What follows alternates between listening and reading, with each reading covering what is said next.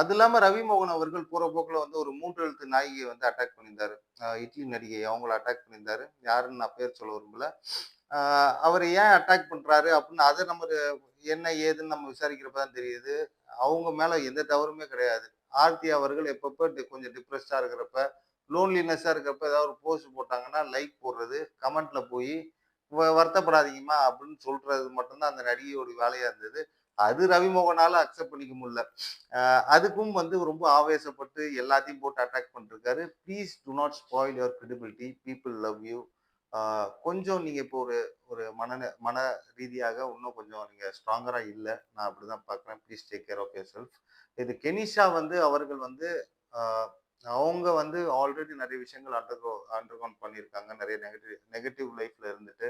Okay. Ravi Mohan அவர்கள சந்தித்த பிறகு ஒரு பாசிட்டிவா போகும்னு நெனச்சாங்க. பட் அவங்களால இந்த கிரிட்டிசிசமோ, இல்ல சில ரிவ்யூஸோ அவங்களால அக்செப்ட் பண்ணிக்க முடியல. ஒண்ணு அவங்க இக்னோரன்ஸ் பண்ணிட்டு போயிருக்கணும். பட் அத அவங்களுக்கு அக்செப்ட் பண்ணிக்கக்கூடிய ஒரு பக்குவம் அவங்களுக்கு இல்ல.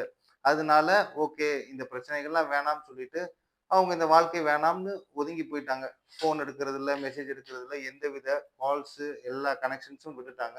விட்டுட்டு அவங்க அவங்க வாழ்க்கை இனிமே வாழணும்னு ஆசைப்பட்டாங்க. இது வந்து ரவிமோகன் அவர்கள் ரொம்ப ஆ ஆசைப்பட்டு இந்த வாழ்க்கைய தேர்ந்தெடுத்தாரு. குடும்பத்தை, குழந்தை எல்லாத்தையும் தியாகம் பண்ணிட்டு இந்த வாழ்க்கைய வந்து செலக்ட் பண்ணாரு. பட் இன்னைக்கு அவங்களும் இல்லன்னு ஆன பிறகு ரொம்ப இறங்கி ரொம்ப ஆக்ரோஷமா ஆயிட்டாரு. நான் அப்படிதான் பார்க்கிறேன்.